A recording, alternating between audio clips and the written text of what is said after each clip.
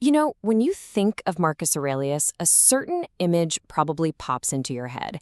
It's that marble statue, right? The powerful Roman emperor, the super wise Stoic philosopher, the last of the five good emperors. We see this figure of just immense power and total, unshakable calm. But what if I told you that behind that stone-cold image, there's a much more complicated and frankly a way more relatable human being? A guy who struggled, who doubted himself, who grieved, pretty much just like the rest of us. So, you've got this myth, the emotionless, all-powerful Stoic. But the reality? Historical sources tell us he was known as a chronic crier. Seriously, he wept openly when his tutor died. He even cried when a friend betrayed him. And that self-doubt? Oh, it was real. When he was told he was going to be emperor one day, he didn't celebrate. He actually broke down in tears, terrified he wasn't going to be good enough for the job. So let's do it. Let's peel back those layers of the myth and actually meet the man. A man who is so much more surprising and way more human than any statue could ever show us. And this whole being human and honest thing, it wasn't something he picked up later in life. Nah. Even as a young boy, the Emperor Hadrian noticed this refreshing truthfulness about him. So much so that he gave him a nickname, Verissimus. It means the most truthful one. And it was that character, that deep-seated honesty, that really put him on the path to the throne in the first place. And this humanity, it just weaves through his whole story. I mean, we've mentioned the tears, but he also had chronic insomnia. That famous book, Meditations, a lot of it was written in what he called the midnight dimness, just 'cause he couldn't sleep. He struggled to get out of bed in the morning, literally having to pep talk himself about his purpose. In imposter syndrome, he felt it big time, constantly worrying he didn't have what it took to rule. And you gotta love this part. He wasn't some dour, joyless guy. He actually had this earthy sense of humor. In his own private journal, he made fun of a guy who was so rich and obsessed with his stuff that he had nowhere to shit. That's right.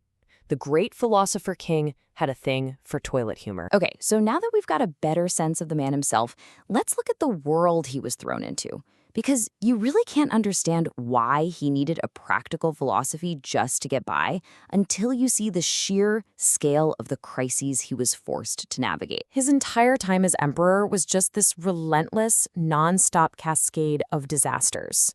It kicks off with a massive war in the east. Then, the horrifying Antonine Plague rips through the empire, killing millions. Before that's even done, brutal wars erupt on the northern frontier that last for the rest of his life. And, right in the middle of all that, his most trusted general, a man he loved like a brother, betrays him and tries to steal the throne. It just never let up. And if all that public turmoil wasn't enough, his personal life was filled with almost unimaginable tragedy. Marcus and his wife, Faustina, had at least 11 children.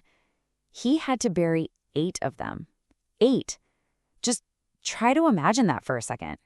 He was dealing with a level of loss that few of us could ever comprehend, all while the weight of the world was on his shoulders. So how does anyone handle that? I mean, how do you not just completely break down?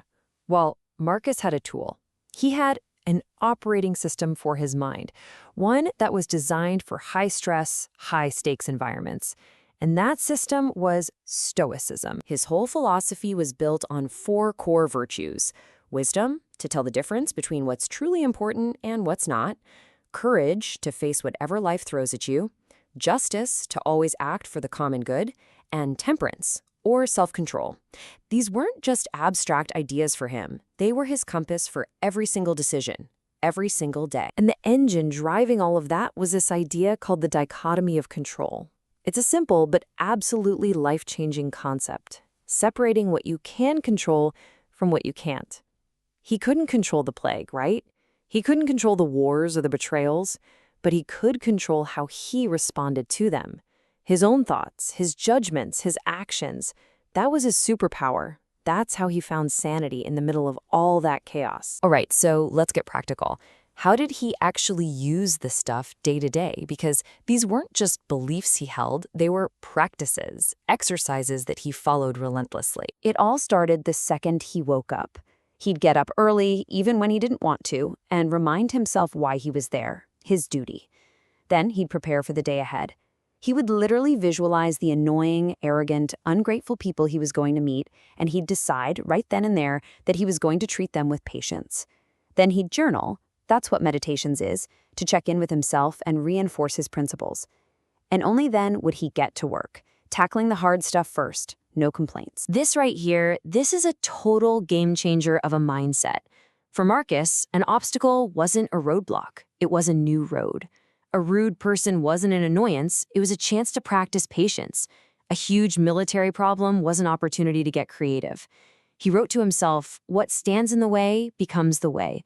Whatever's blocking you, that's your new path forward. He also practiced what's called memento mori, remember you will die. Now that sounds pretty morbid, I know, but for him it wasn't about being gloomy, it was a tool for clarity. By reminding himself that his time here was limited, he could instantly cut through all the noise, all the trivial stuff, and focus only on what was truly essential. It gave him urgency and perspective. And that's really the heart of his legacy. These tools, forged in the fire of war, plague, and incredible personal loss, they weren't just for some Roman emperor 2,000 years ago. They're a timeless, practical, user's guide for any human being in any time facing the challenges that life is inevitably going to throw at us. In the end, his entire philosophy, his whole life, can be boiled down to this one final, powerful command he gave to himself.